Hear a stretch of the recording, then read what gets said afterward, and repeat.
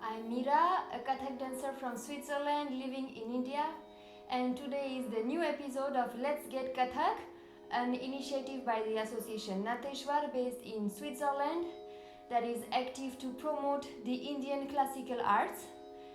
So today is a bit different setup because I thought that probably most of you who have been following this series since the beginning might have never heard about Kathak before. So I thought it would be a good idea to make a small video this time about the history of Kathak, its meaning and the different stages it has been through, so that you learn to know a bit more about this beautiful art. So let's get Kathak. Kathak is one of the 8 classical dances of India. It comes from the north, and thus it is related to the Hindustani classical music, which is the classical musical system of North India, by opposition to Carnatic music, which is the classical music of South India. So Kathak works with the Hindustani classical system. Kathak, the word Kathak comes from katha, which is a Sanskrit word, which means story.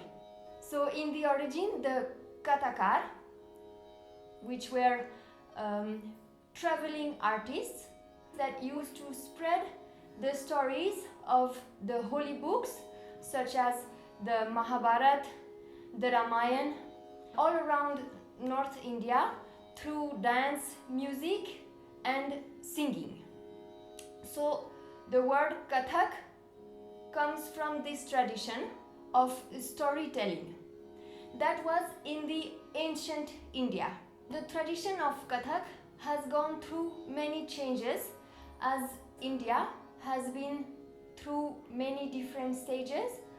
So after this period where the artists used to perform the episodes of these holy books, came the Mughal era, that was between the 16th and the 18th century, where India was ruled by the Mughal emperors, the Muslim emperors. And at that time the Kathak dancers were very much appreciated with their arts by the Muslim rulers, the princes, the emperor, the high society people, who would invite the artists into their court to perform as an entertainment. So the status of these artists changed as they could not perform their Hindu religious themes anymore, and they had to adapt what they performed, what they danced, to their new public, and this gave birth to a totally new repertoire. And we consider that at this period the technical part of Kathak was developed, what we call Nritta, which is the pure dance, in opposition to Nritya, that is the expressive dance that the Kathakar used to perform before. So this includes all the compositions, the footwork, the development of the spins that we already worked on a bit. So this is a part of the repertoire that was developed during this Muslim period, during this Mughal era. And there is a very typical part of the Kathak repertoire that is called Darbari Kathak, that was especially performed in these courts, like Tarana and Ghazal, which are beautiful poems written in Urdu. These things were developed under the Mughal rule because the artists had to adapt their performances to the public. So at that point, the repertoire was enriched with these technical things that are still performed today. At the same time, as they were developing these new technical things, the artists also included some of the Hindu repertoire they could dance before, like the stories of Radha and Krishna, which are the two eternal lovers of the Hindu mythology, and they could do so by not calling them Radha and Krishna, but more by considering these songs and these stories as symbols of eternal love that can be applied to any culture, any religion, any thought, any belief.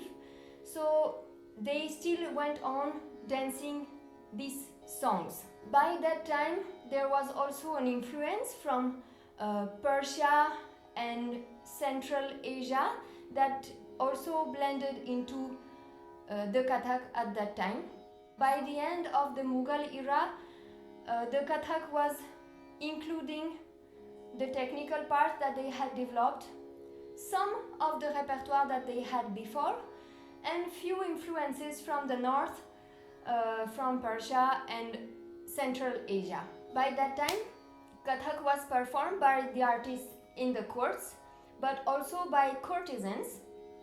We can imagine them like we would see the geishas in Japan, who were highly educated women about poetry, about music, and about dance. By the middle of the 19th century, the British came to India, accompanied by the Christian missionaries that came to convert the people of India to Christianity. And they reached in this place and saw how this art was being performed, and they assimilated Kathak to the work of these courtesans, and that was highly repressible in the eyes of the English people and of the Christian missionaries. So in 1892, the anti-dance or anti-nautch movement was launched, and the people performing and practicing most of the classical dances in India were highly criticized, and it was a kind of ban actually on these arts that were considered immoral because of their link with the courtesan work. So the British Raj was actually a very hard period for these arts, because it was highly reprehensible to perform and teach and learn Kathak, and it was a tough period where probably a very big portion of the repertoire was lost because of the prohibition. The musician families continued to teach to their children Kathak, but more in a secret way or in an oral way to keep this tradition alive. And it was more often taught to boys because it would then not be assimilated with the nautch, with the courtesan work. So in that way, some of the tradition was preserved. And finally, when India reached its independence, we saw a kind of revival of these classical arts, because in a search of a kind of Indian identity, this culture was very important to the people of India, and at that time there was some research done to revive, to remember this art, bring back what used to be performed in the past with all the influences that were added in between. And nowadays the Kathak is including the Hindu repertoire that used to be in the very beginning. We still dance the episodes of the great epics of the Ramayana, of the Mahabharata, the love stories of Radha and Krishna, the different avatars of the gods, the stories of Durga, for example. And we also perform the technical parts like toda, like we saw in the previous videos, compositions, footwork, spins, very highly rhythmic work with the feet. And also some of the influences from the north. We still see nowadays Kathak dancer performing, for example, Sufi influenced choreographies. So the Kathak from today is keeping alive all these tradition and is carrying various religions and cultures in its repertoire and tradition.